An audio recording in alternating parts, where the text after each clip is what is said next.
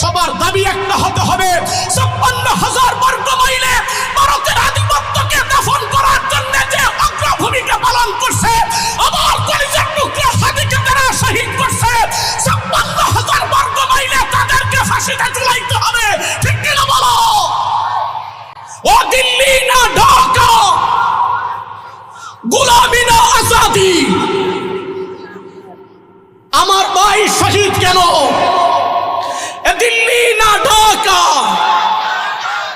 বই লেগেছে হাদি ভাই, আমার খুনের বিচার চাই, বই লেগেছে হাদি ভাই।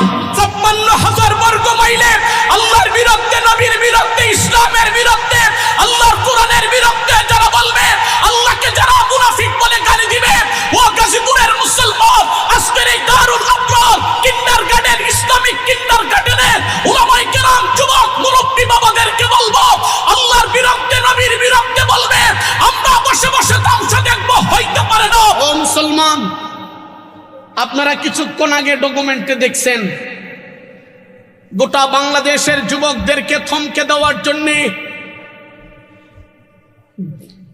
যেই যুবক বাংলাদেশের ইনসাফ কায়েম করার জন্য, সন্ত্রাস মুক্ত, চাঁদা মুক্ত, দখলদারিত্ব মুক্ত বাংলাদেশ করার জন্য, ভারতের আধিপত্য, দিল্লির আধিপত্য কবর রচনা করার জন্য জাগ্রত হয়েছিল, কালো শক্তিরা আমার হাদি ভাইকে শহীদ করছে।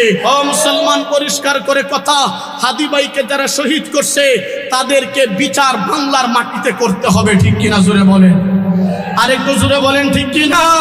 ও মুসলমান, আজকে সার্জিস আলম ভাইকে আজকে আমি ধন্যবাদ জানাবো। আজকের উনি নির্বাচনী আলোচনার মধ্যে উনি আমার কলিজার টুকরা, গোটা বাংলাদেশের যুবকদের আইডল, বাংলাদেশের যুবকদের রাহবার হযরতে আল্লাহু আকবার, আমার হাদি ভাইকে শহীদ যারা করছে তাদের বিচারের দাবি করছেন। ও মুসলমান, আমি সার্জিস ভাইকে ধন্যবাদ জানাই। শুধু সার্জিস ভাই নয়, হিদুল ইসলাম ভাই এবং আমার আবুল হাসনাত ভাইকেও ধন্যবাদ জানাই। সবাই জাগ্রত হতে হবে, সবার দাবি একটা হতে হবে। ৫৬,০০০ বর্গ মাইলে ভারতের আধিপত্যকে দাফন করার জন্য যে অগ্রভূমিকা পালন করছে, আমার কলিজার টুকরা হাদিকে তারা শহীদ করছে, ৫৬,০০০ বর্গ মাইলে তাদেরকে ফাঁসিতে ঝুলাইতে হবে। ঠিক কিনা বলো?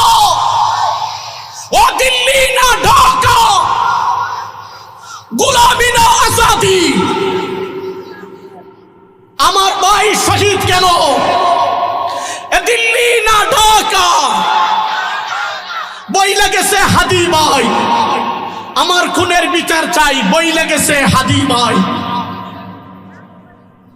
ও মুসলমান, আমি একটা আয়াত পড়ছি আর একটা হাদিস পড়ছি।